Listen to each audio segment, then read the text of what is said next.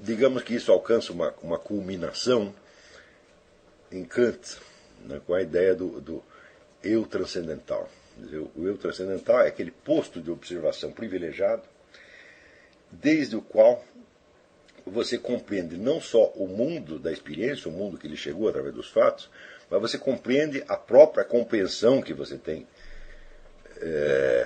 desses fatos, colocando-se naquele plano onde as condições, por assim dizer, ocultas, que permitiram a experiência, mas que só se revelam no curso da própria experiência, lhes são, por fim, reveladas e você se torna uma espécie de consciência da consciência.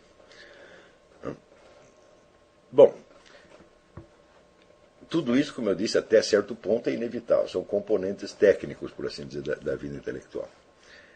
Mas, tomado como objetivo humano, tá certo? Essas atitudes se baseiam numa premissa absolutamente falsa, que é a de que nós podemos efetivamente nos colocar acima da realidade e observá-la como se fôssemos o próprio Deus. Por exemplo, há nesta coisa toda uma falha fundamental. Note bem, eu digo isso para vocês porque durante anos, eu não estou falando assim ex cátedra, eu estou falando porque durante anos essa foi também a minha atitude. Quando eu li no Burckhardt essa coisa da suprema beatitude do entendimento, eu falei, é isso que eu quero, isso aqui é uma maravilha.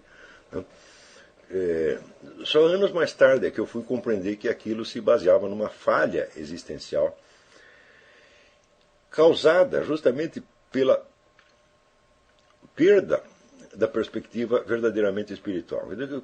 Quando eu falo perspectiva espiritual, eu não quero dizer uma crença religiosa, eu não quero dizer uma devoção, não quero dizer nada disso, mas eu quero dizer a simples consciência que o indivíduo tem de que acima dele existe um observador onisciente.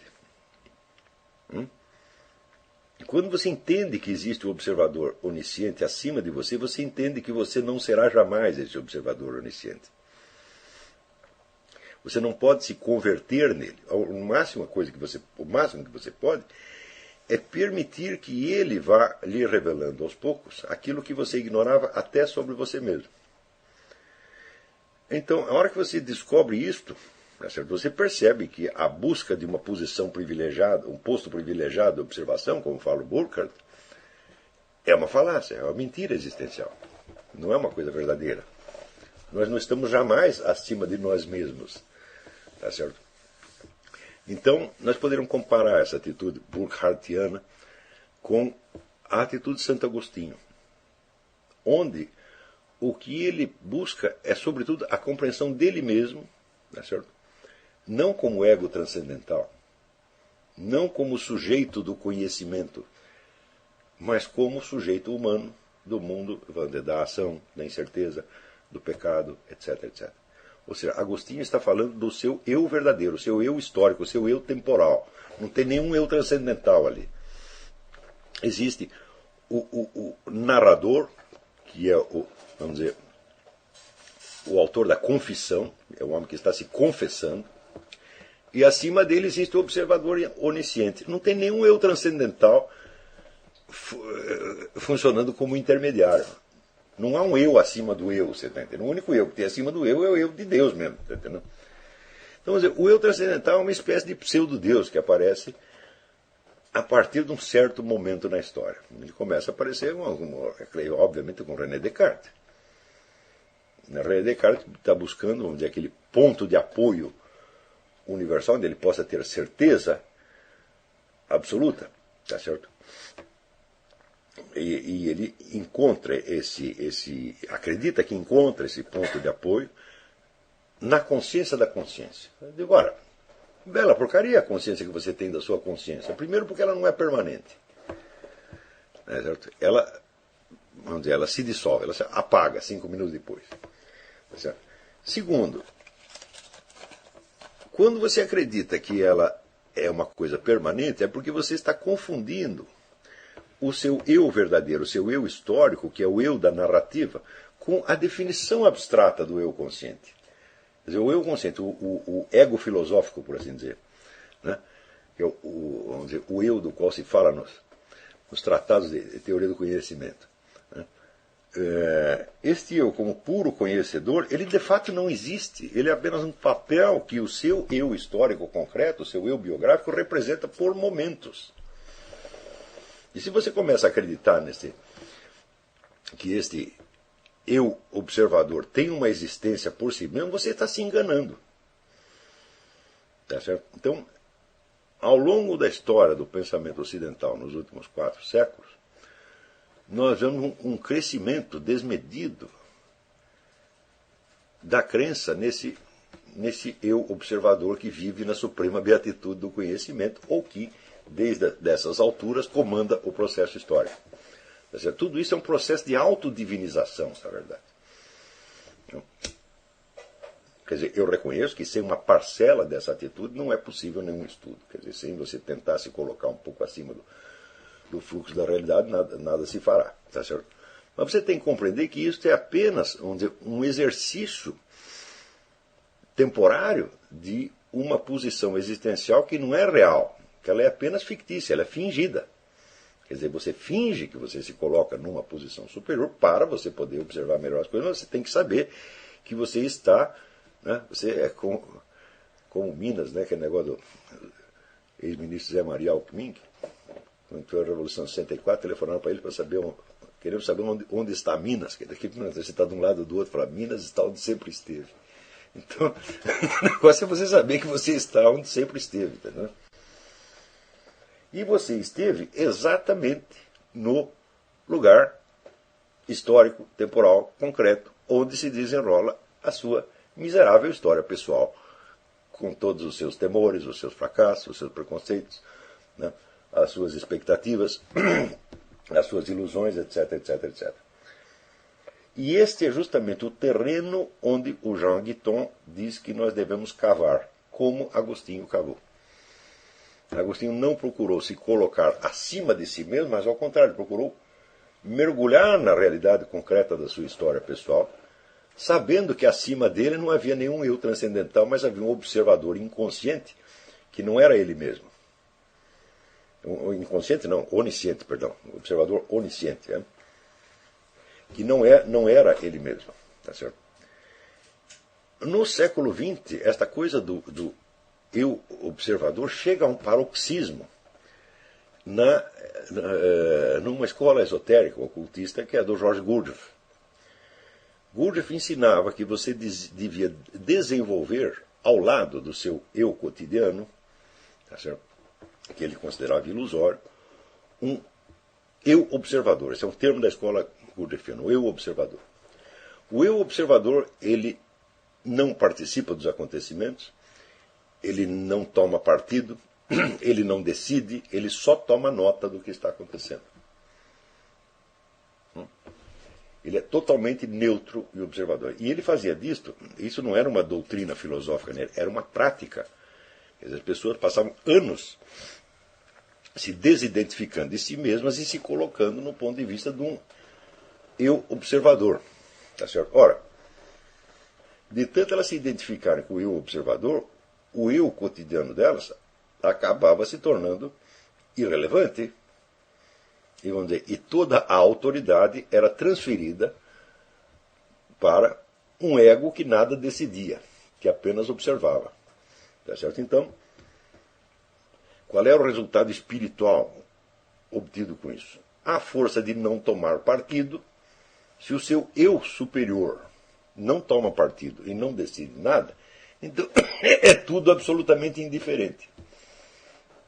Então, em poucos meses de prática, você se tornava um sujeito totalmente amoral e cínico.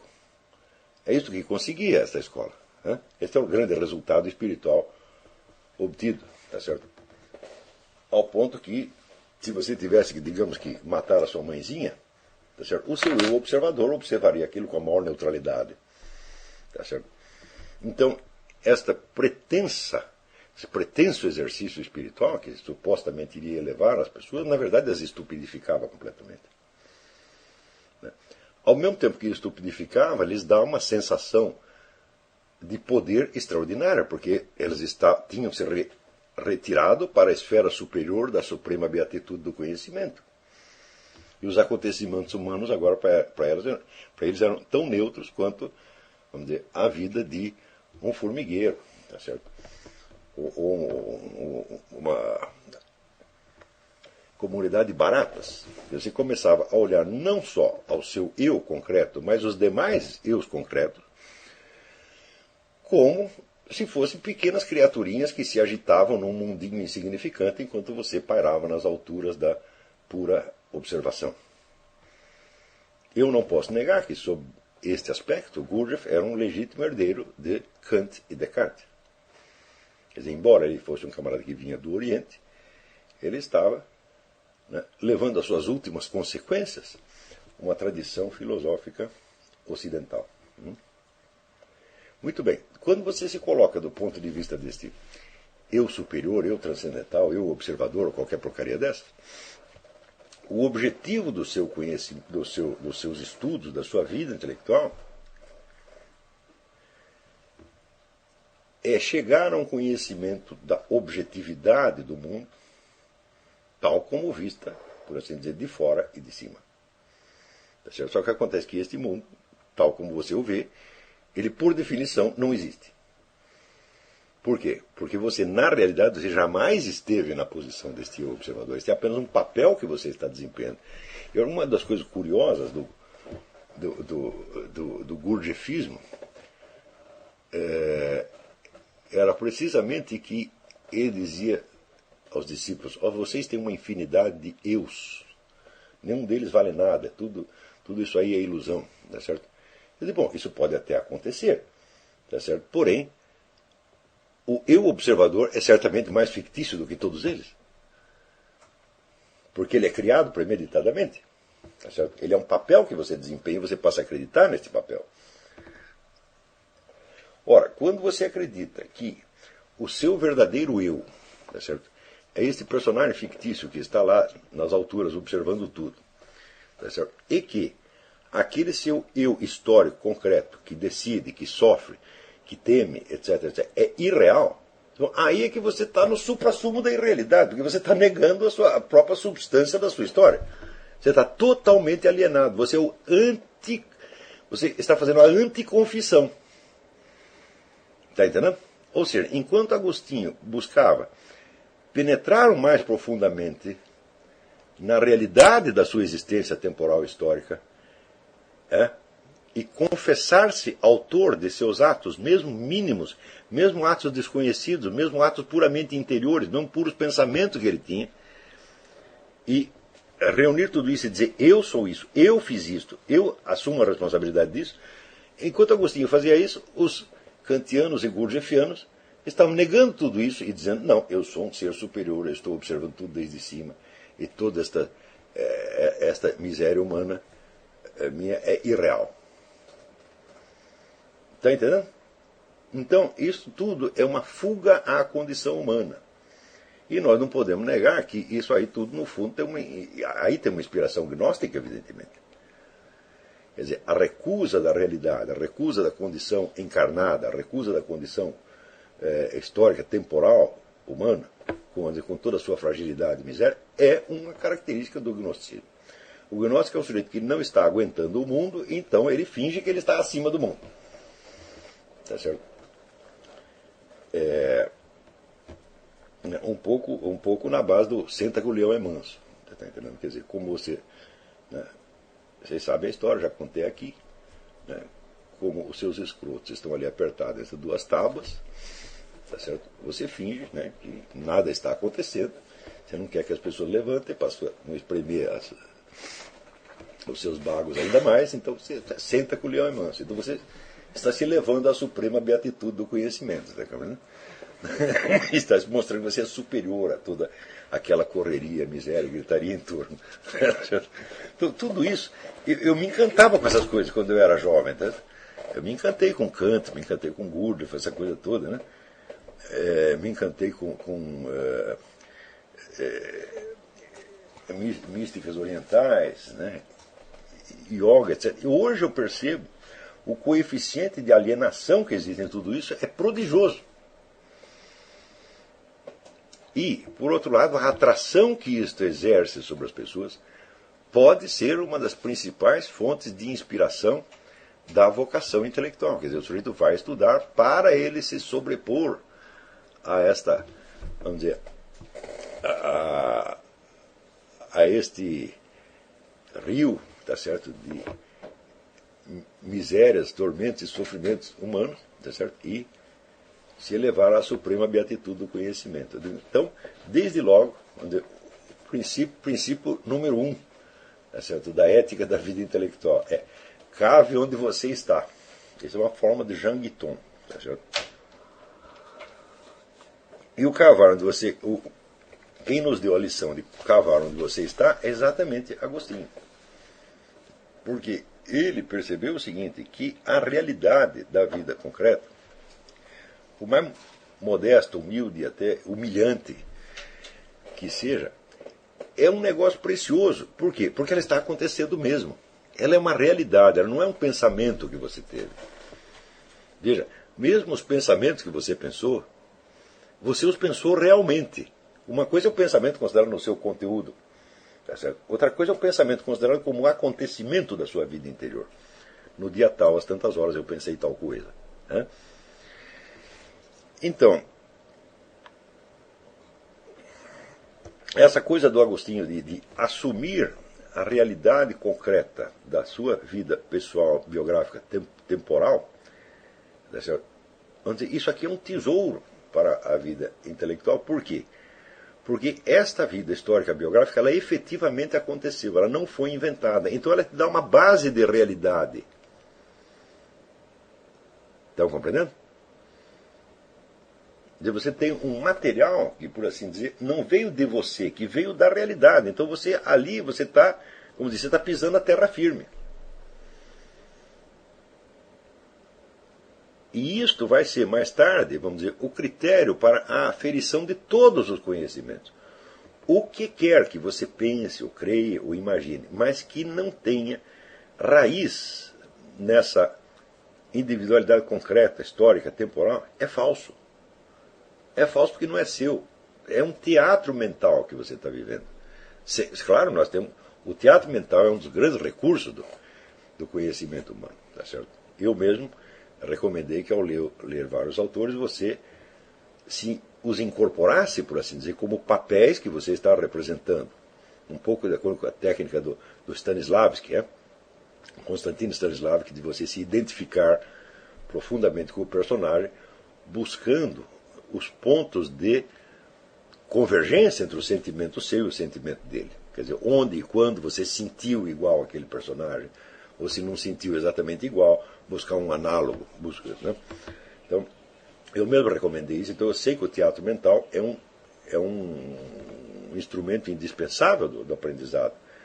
Mas o teatro mental ele serve para alguma coisa desde que você saiba que é teatro e você consiga depois sair do teatro e voltar para casa, por assim dizer. Agora, se você fica lá e você fica achando que você de fato você é Aristóteles ou Platão ou o autor que você está lendo, então você pirou. Você pirou que nem aquela história do Pirandello, o sujeito que achava que era o rei Henrique IV e obrigava todo mundo a se comportar como se fosse a corte de Henrique IV. E os caras até acabavam acreditando, quer dizer, enganou assim mesmo. Essa é uma grande parábola do mundo moderno. Quer dizer, o sujeito acreditou no seu teatro mental com tal intensidade que ele fez os outros acreditarem. Se você perguntar o que é um movimento ideológico de massas, é exatamente isso. Tá certo? É uma pessoa maligna, doente, tá certo? Incapaz de suportar a realidade da sua própria miséria, então que escapa para um mundo idealizado, teatral, e desempenha aquele papel com tal verossimilhança, com tal intensidade, né, com tal devoção, que ele faz os outros começarem a representar aquilo mesmo, fugindo, portanto, da realidade das suas vidas. Por exemplo, quando você vê, né, a gente, nos movimentos comunistas, a gente vê aquela multidão de caras de classe média alta e de classe alta, né, tentando sentir proletariamente, né, falando de proletariado. Olha, não tinha nenhum proletário lá, jamais. O próprio Karl Marx, vamos dizer, pelo menos até o momento em que ele escreveu o Manifesto Comunista, ele nunca tinha visto um proletário. Engels tinha por quê? Mas Engels via proletários da posição do burguês. Ele era um industrial, ele tinha empregados. Karl Marx não tinha nem isso, quer dizer, ele não tinha visto proletário nem mesmo do ponto de vista burguês, ele não conhecia nenhum proletário, tudo inventado. Então, você está convidando as pessoas a participar do seu teatro mental. Esse teatro mental pode trazer para elas uma consolação, um sentido de segurança, um sentimento, uma ilusão de sentido da vida. Pode trazer um monte de coisa. Mas e tudo isso é como uma droga. É pior do que uma droga. Se você cheirar coca, não é tão grave quanto isso. Isso aí é de fato uma espécie de arrebatamento. Você é arrebatado para o sétimo céu, né, da beatitude do entendimento. E você vira uma espécie de Deus. Só que tudo isso é fake, tudo isso é falso. E é infinitamente ridículo, e isto é a fonte da pseudo-vida intelectual que hoje nós temos. Toda pessoa que entra numa universidade, a primeira coisa que ela recebe é um convite para ela ser arrebatada para este mundo superior. Então, não é de estranhar, vamos dizer, que a própria linguagem dessas pessoas adquira, logo no começo, por uma espécie de impregnação, por uma espécie de osmose verbal, aquele estilo pedante, meio rococó, você está entendendo? Com que falam, por exemplo, os professores da USP, todos falam assim, todos falam igual. Não é isso? Por que eles têm que falar assim? Porque essa linguagem é necessária para manter a ilusão do eu transcendental. Quer dizer, nós nos arrebatamos todos para um outro plano. Nós somos agora, por assim dizer, nós somos a classe revolucionária, nós somos o novo príncipe de Maquiavel, nós somos, em suma, nós somos um imbecil coletivo, né? Tá certo? E nós nos achamos lindos uns aos outros, né? E desde essas alturas nós podemos, por exemplo, passar a vida como, por exemplo, o Roberto Mangabeira Unger. Você vai ver que você lê os livros do Mangabeira Unger, até os primeiros eram bem escritos, depois os outros não gostam, não.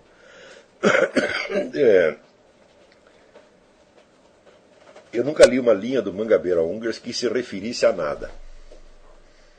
Ele só fala do dever ser, daquilo que ele acha que o mundo tem de ser. O mundo como é nunca interessou a ele. Então, o Mangabeira Unger já é um caso extremo, um caso patológico de arrebatamento, tá, para o sétimo céu, tá certo, dos beatos do entendimento, né?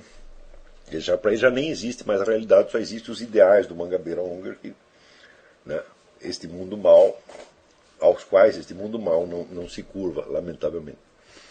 Tá certo? Então, eu compreendo o atrativo que isso exerce sobre as pessoas. Tá certo? Mas, ao mesmo tempo, eu sei que daí não vai sair nada que preste. Caiu a conexão ou não?